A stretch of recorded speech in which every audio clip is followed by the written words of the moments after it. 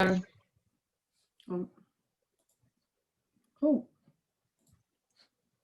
Okay, here we go. so let me share my screen.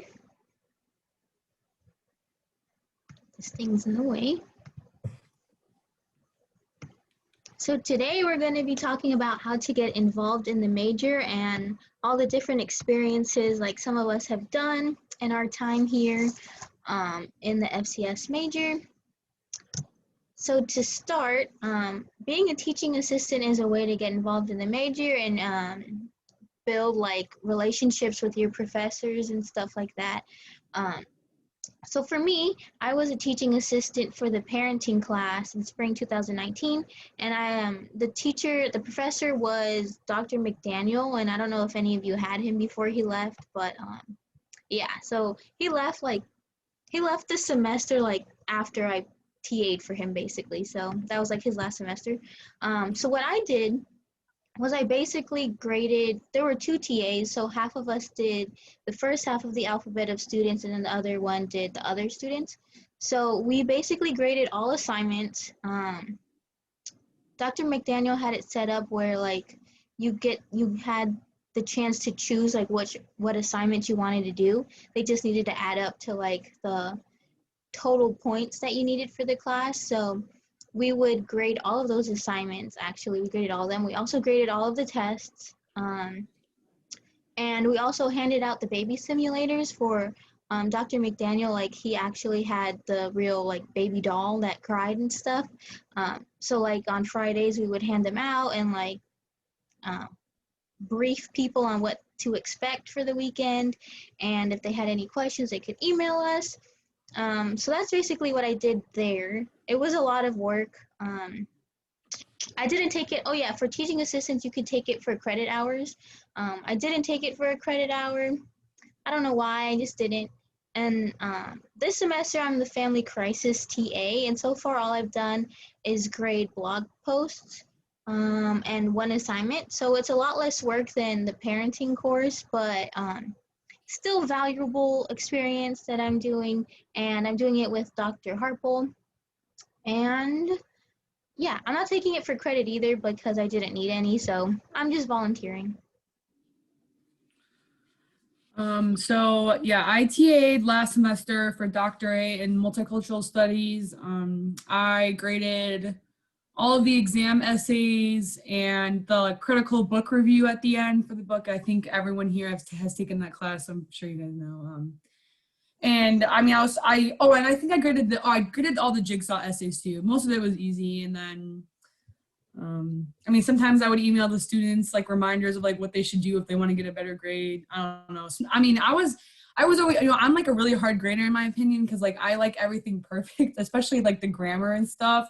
So it was like a kind of a certain challenge where I was like, I gotta like, just like slow down there a little bit because not everyone has to be like perfect. I mean, I'm not saying that I'm like whatever, but it was like a little challenging, like also like me second guessing myself all the time, like, oh, is this grade like what I should be, like, is this what the teacher would do, sometimes like that, and then I'm also TAing for Dr. Harple in the sexuality class, and all I've done is just grade the myth essays basically, and I formatted the midterm exam for her. So yeah, it's been pretty good this semester. Not as, I mean, now that I had, one semester of experience with grading things, I feel more confident in what I'm grading. And I know that the teacher obviously trusts me to give my own judgment, and I'm going to be fair with it. So, yeah. I've been a TA for Megan Leather. She's only technically an instructor for just two courses, and it's FCS 306-406 and then FCS 254. And last fall I was her TA, and it was super fun. It was my first time being a TA. And it was pretty chill. I just sent out like a weekly reminder since it was like the first semester being online, just like weekly reminders of what's due. I graded a lot of the smaller assignments, and anything like big projects she would grade and then have me like look over to make sure like it was a fair grade. And then they had weekly readings that I would just like read through really quick and then give them participation almost. So that was a pretty fun, easy class. And then I graded presentations too with her. That was fun. And then now I'm a TA, and I still do the reminders once a week. That way people know what's due. And then we've been trying Connect, which is like a new website, and it's kind of been tricky to handle that. So me and her have been conquering through that. But it's been fun to kind of explore Connect, and then also work with ReggieNet and try to keep keep it as simple as possible when it's kind of hard. So we're fighting through that, but it's been a pretty chill semester. But I actually took mine for credit. So last semester I did 1 credit hour, and then this semester I'm doing 2 credit hours because I needed 3 credit hours to graduate, and that's why I use them. So, but it's no different than if you get credit or not. You do usually like the same amount of work, I feel like. Yeah. I actually have one thing to say before we move on. I didn't know this because when I TA'd for multicultural studies, I did take it for 3 credit hours to make up for a class. And then now that I was not going to TA this semester because you can only do, 3 credit hours towards graduation. But Dr. Harple, I had to be like a full-time student to still continue to like take loans out. And so if I wasn't a full-time student, I would have had to start paying my loans back 6 months after that point. But you are actually still allowed to take credit hours if it's just for full-time student status, not towards graduation, because I was already going to be well over the credits. So I don't know, I know most of us are graduating, but that's just something maybe even for, I don't know, grad school that is like a thing. But yeah, I'm still taking credits for a different benefit than just like towards graduation. So yeah. And then independent study. Okay, yeah. So this is what I'm doing this semester with Dr. A, and Rachel, the GA. She's a GA for Dr. A. She's also doing this with us, and we're looking at jigsaw essays. As you guys all know, that's what we used to do in multicultural studies. So we take a random sample of jigsaw essays that Dr. A sends us, and obviously they're anonymous. And then we look at Bloom's taxonomy, which is like level 1 through 6, with level 1 being just the basic understanding of what you read in the jigsaw article. And then to level 6 being like you're creating your own ideas and you're thinking of possible solutions, because the jigsaw essays that we're looking at is like the parenting like styles and the values and all those things. Like if you guys remember the essay, it was like, I think it's usually like the first one he does. So those are the essays that we do, and we just usually go by sentence, or like 2 sentences in one, and we just group them up, and then each line gets their own number of what we think that the level of thinking was, and then we see like how they're applying their learning and how they're learning it and what they're retaining and what kind of ideas are coming up and stuff like that. And just, yeah, we meet once a week on Zoom. We us 3 just meet. We go over anything that we have, and then the one thing he always brings up to us is that we need to see like what our agreement was on. So we have like a better score if we all agree, but if even just 2 of us agree, it doesn't count as agreement. So, but he said that our score has been pretty good so far. So, but it's pretty easy. It's kind of, not that like, it's pretty fun to do, I guess. I learned a lot from essays that are from the class that I even had to do. So it's pretty cool. And we just submitted our proposal to NCFR. So when we get it back, we'll find out if we present this this coming November or not. We haven't gotten it back though yet. Which, speaking of NCFR, you can also do poster presentations. So for me, I presented a poster at the Illinois Council on Family Relations Conference. And I took an honors project contract that I did with Dr. A, which I'll talk about later in the slideshow. And basically, like, I was just supposed to do a presentation to the class about it. It was on families being separated at the U.S.-Mexican border. And I was just going to do a presentation for the multicultural family class. But then Dr. A was like, we should turn this into a poster and have you present. And I was like, oh, because I was a sophomore and I have social anxiety. So I was like, oh no, I can't do that. But Dr. A really wanted me to, and I was like, maybe I can push myself, and come out of my shell. So I ended up creating a poster, and then I presented it, which was crazy. And it was like set up where it was like the place where you had like lunch that they provided, and every person who had a poster like set up in a circle, and then people would just walk around and come up to you and ask questions. about whatever you had done. And yeah, it was a great experience. And in like interviews and stuff, like even for my internship, they've really like it looks really good on a resume, and you can bring it up like what's something you've been proud of. Like I've been able to say that.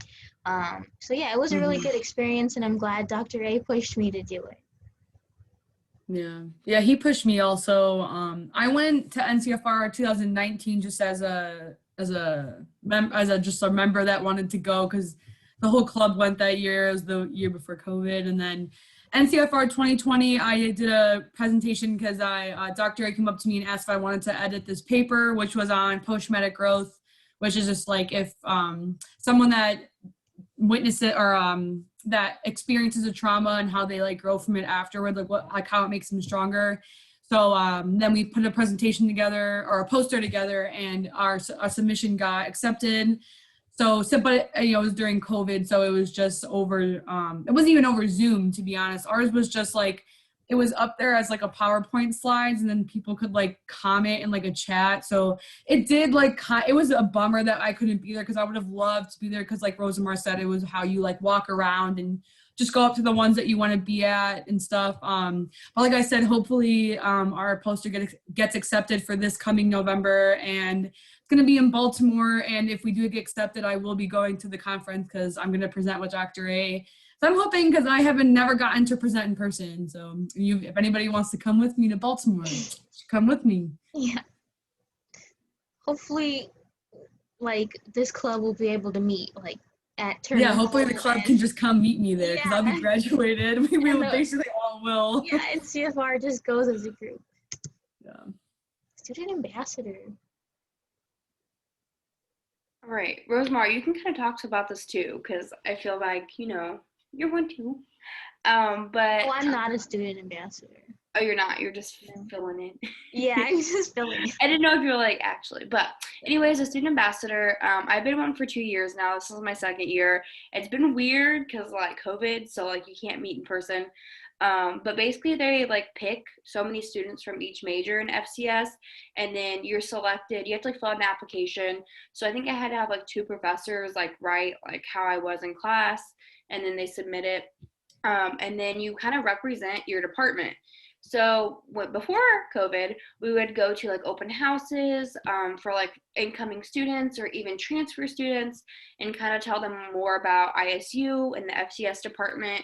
And then if they were specific to HGFS, then I would answer questions.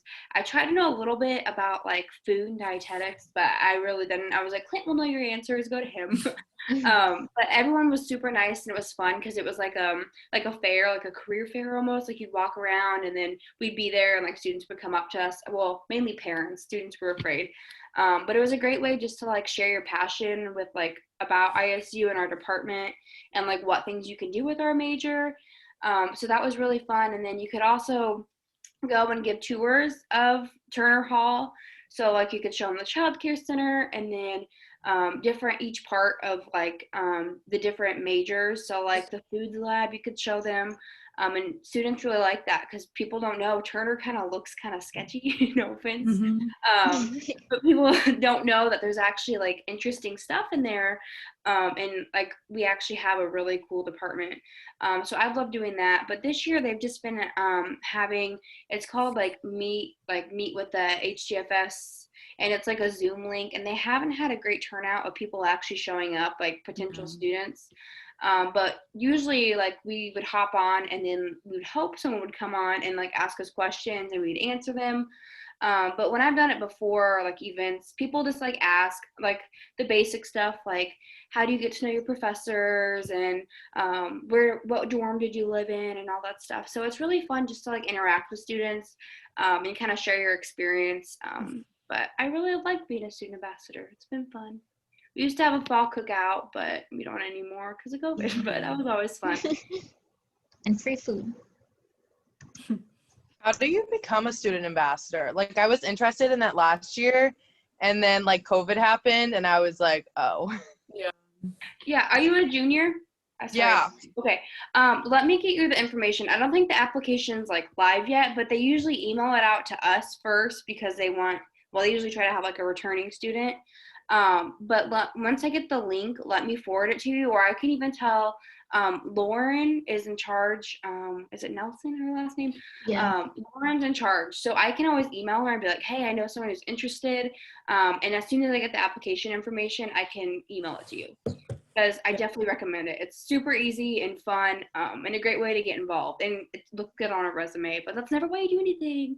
Yeah. It does. It's a great No, that is why you do stuff. I'm just kidding. Oh, It's well, a I great thought we're recording. No. What is and okay? I've heard So they're what is supposed to be that back in part? person. Oh, sorry. What is that part about like recruit at your like hometown or high school? Like, is that like you have to go and like talk to your high school or? I never did that personally. So you only have to sign up for like 2 events throughout the spring and the fall semester. So they give you a list in the very beginning, like these are the dates, sign up for whenever you're available. Some are like Saturday or like random Fridays a lot. And then you kind of sign up that way.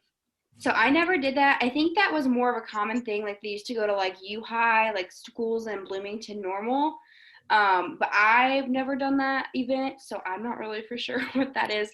But if it's an event you don't want to do, then you can be like, sorry, like I'm not free that day. And that's why they usually have about like 3 to 4 from your major. So someone else can always step in. Okay, thank you.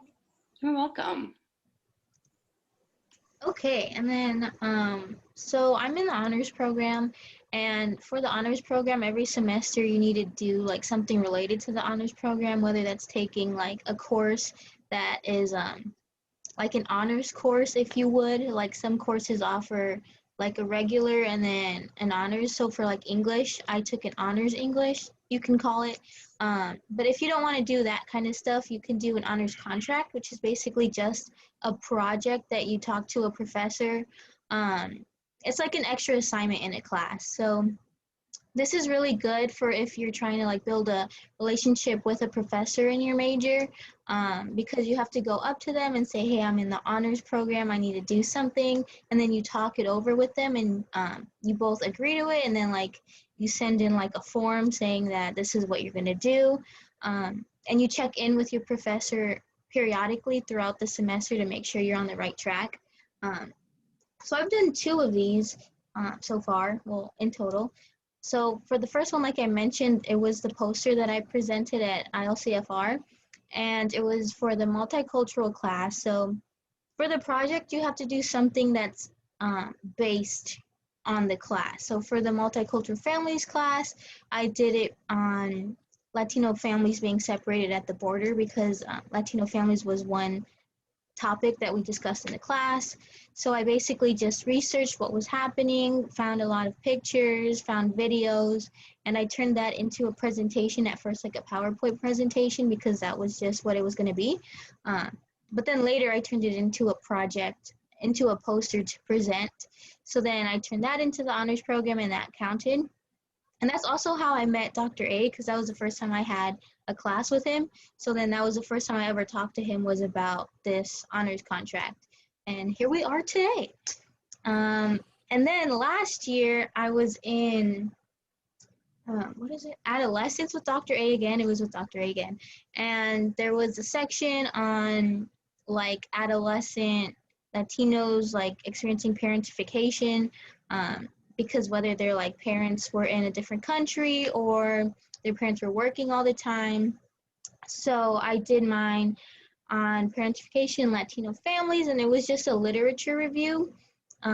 But we were also going to do a survey that I was going to send out to everyone in my class about this show, Party of Five, which like was basically like their parents got deported, and then it was just like parentification. But then COVID happened, and we were like, the literature review is good enough. So that's all I did for that. And yeah, it was really nice. Wasn't as like exciting as a poster, but it was still good work that I did, I think. And yeah, and the projects need to like relate to the dimensions of honors learning, which are right there. Yeah, so that's also a way to get involved. And then this, I'm also a university scholar. So in order to keep my scholarship, I needed to do a service learning project. And this is where you volunteer at a location that could be a potential like job site for you or something, or it's something in like your field of work that you're interested in. So this is another way to gain like experience in your field of work, not necessarily like in your major, but like for like outside of school stuff. So I volunteered at Mutual Ground, which is a domestic and sexual abuse shelter. So I just went in there. This got cut short because of COVID as well, but I did do a lot of hours there. I sat at tables collecting donations. I cleaned up the facility. I organized diapers. I did a lot of things there, and it was a really good experience, and I wouldn't have done it if I wasn't a university scholar. I wouldn't even have known that Mutual Ground exists, and it's in my hometown as well. So I'm like building connections with people in my area, so that's also a good thing. And then I put here other experiences you can do. You could be a research assistant. Like I know my roommate does a lot of this where they like help a professor with their research with like coding or like watching videos and doing, I don't know much about research, but they do like, they help them with that. You can also work in the child care center.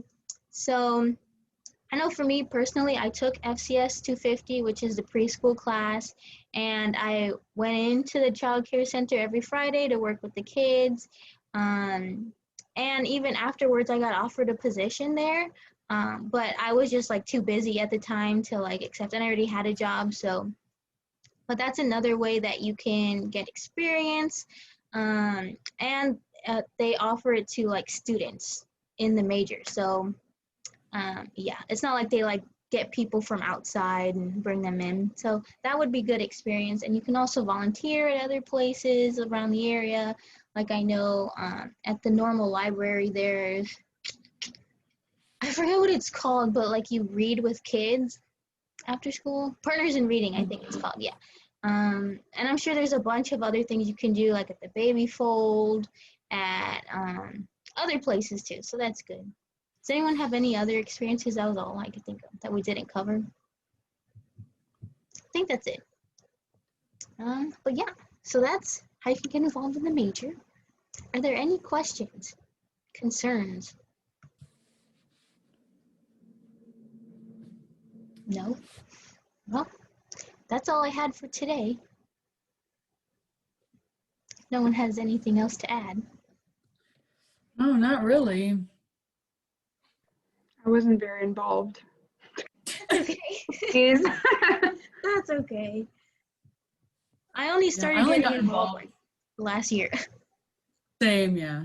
yeah, same. I'm really just in CFR and like I volunteered and stuff, but same as you guys really. Yeah. I legit thought of a question that had like nothing to do with this, but now I like can't remember it, and it's driving me Aw. nuts. That happens to me all the time. Mm-hmm. Well, if you remember it later, email. You got my email. I'm going to stop